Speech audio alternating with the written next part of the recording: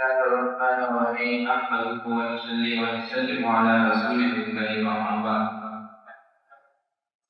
قال النبي صلى الله عليه وسلم التاجر الصدوق الأمين مع النبيين والصديقين والشهداء والصالحين أو كما قال عليه الصلاة والسلام. چند مختصر باتیں آپ کے سامنے کرنے کا مجھے حضرت نے حکم فرمایا ہے. میں اس قابل تو نہیں کہ میں آپ کے سامنے بات کر رہا تھا، لیکن الامر فوق الادب، حضرت نے جیسا کہا کہ آپ 2-4 منٹ کی بات کریں تو میں آپ حضرات کا وقت دوں گا. چھوٹے سے سوال کے ساتھ کہ کیا ہم میں سے کوئی ایسا ہے جو یہ چاہتا ہو کہ ہمارا شمار نبی کریم صلی اللہ علیہ وسلم کے امتی میں سے نہ ہو؟ کوئی ہم میں سے ایسا تصور کر سکتا ہے کہ قیامت میں ہم اٹھائے جائیں نبی کریم صلی اللہ علیہ وسلم کے امتی ہونے کی حیثیت سے اور کہا جائے کہ تم سائڈ پہ ہو جاؤ، تم نہیں ہو نبی کریم؟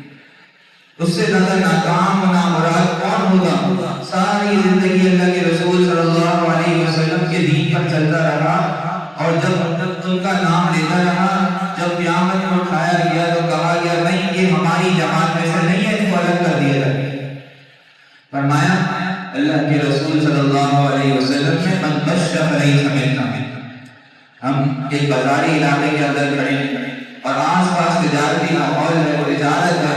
نبی کریم صلی اللہ علیہ وسلم ایک موقع پر اسی طرح ایک بازار میں گئے اور وہاں جا کے آپ صلی اللہ علیہ وسلم نے کھجوروں کی ڈھیری دیکھی، اوپر سے بڑی ہی خوبصورت اور عمدہ کھجوریں.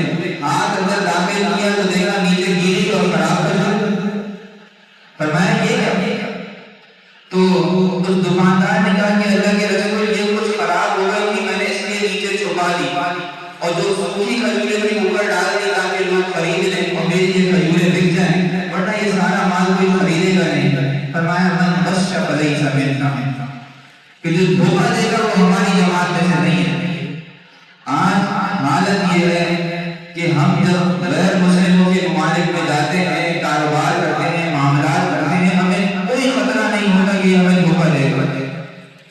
لیکن مسلمان لوگوں کے اندر اسلام کے نام لیوا، دین کے اوپر عمل پیرا، ظاہری نمازوں کے پابند، لیکن تجارت کے اندر، معاملات کے اندر اتنے خراب کہ اپنی چیز چھپا کر دھوکے سے بیچ دیتے.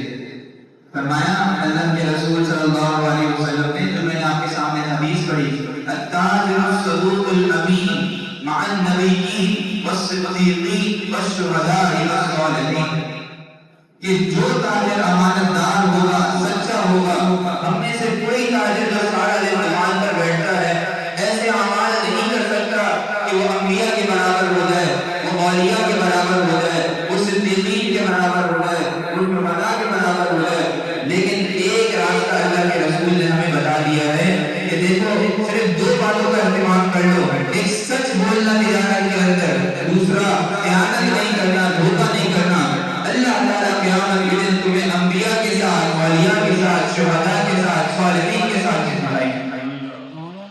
کتنی چھوٹی سی اللہ کے رسول نے ہمیں 2 باتیں بتائیں، ہم اپنی زندگی میں لے آئیں.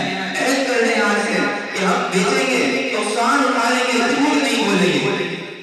کپڑے میں خرابی ہے بتائیں گے، کھجور میں خرابی ہے بتائیں گے. مرغی اگر وقت سے پہلے بڑھ گئی تھی، ذبح کرنے سے پہلے نہیں بیچیں گے تو سان برداشت کر لیں گے. لیکن ہم اللہ کے نبی کے دین کو قربان نہیں کریں گے. اگر یہ چیز ہمارے اندر پیدا ہو جائے تو یہ ہماری دنیا کے اندر بھی نجات کا باعث ہوگا. ہم دنیا میں بھی اعلیٰ اقوام میں اور بہترین قوم میں شامل ہوں گے اور آخرت میں بھی ہمارا شمار انبیاء صالحین کی جماعت کے ساتھ ہوگا.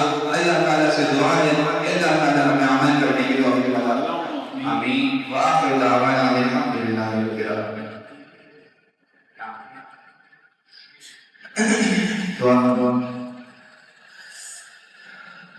الحمد لله رب العالمين، الصلاة والسلام على سيد الرسل وخاتم الأنبياء والمرسلين وعلى آله وأصحابه أجمعين. اللهم أنت السلام ومنك السلام، تبارك ربنا وتعاليت يا ذا الجلال والإكرام. سمعنا وأطعنا، غفرانك ربنا وإليك المصير. یا اللہ، یا رحمان، یا رحیم. نماز سے فارغ ہوئے ہیں یا اللہ، تیری رحمت کے متقاضی ہیں. نماز کی ہم نے صورت اپنا لی، حقیقت سے خالی ہے، یا اللہ تو ہماری نمازوں کو بہتر بنا دے۔ یا اللہ تو نے فرمایا ہے کہ بے شک نماز تو وہ ہے جو بے حیائی سے اور برائی کے کاموں سے روک دے۔ یا اللہ ہماری نمازیں ہمیں بے حیائی سے نہیں روکتی، یا اللہ ہماری نمازیں ہمیں گناہوں سے نہیں روکتی، یا اللہ ہماری نماز کو حقیقی نماز بنا دے۔ یا اللہ یا رحمان یا رحیم، ہم گناہ گار بندے ہیں، خطا کار بندے ہیں، تیرے بہت زیادہ شرمسار بندے ہیں، اپنی گناہوں کی ندامت کا افسوس ہے۔ یا اللہ ہم توبہ کرتے ہیں، اب رجوع کرتے ہیں، ہم تیری بارگاہ میں فریاد کرتے ہیں کہ یا اللہ یا رحمان یا رحیم تو ہمیں آج تک کی گناہوں کو معاف فرما دے، آگے کی زندگی تیرے نام لینے کے ساتھ ساتھ تیرے دین پر حقیقتاً خالصتاً عمل کرنے کی توفیق عطا فرما دے۔ یا اللہ یا رحمان یا رحیم جتنے بھائی یہاں بیٹھے ہیں ہماری درخواست پر بیٹھے ہیں، یا اللہ ہم کو جزائے خیر عطا فرما دے، یا اللہ ان کے کاروبار میں برکت عطا فرما دے، یا اللہ جو یہاں بیٹھنے سے ان کا کاروبار میں نقصان ہوا، یا اللہ تو اس کو منافع سے تبدیل فرما دے، آمین۔ وآخر دعوانا الحمد للہ رب العالمین، وصلی اللہ تعالی وسلم علی خیر خلقہ محمد وعلی آلہ واصحابہ اجمعین برحمتک یا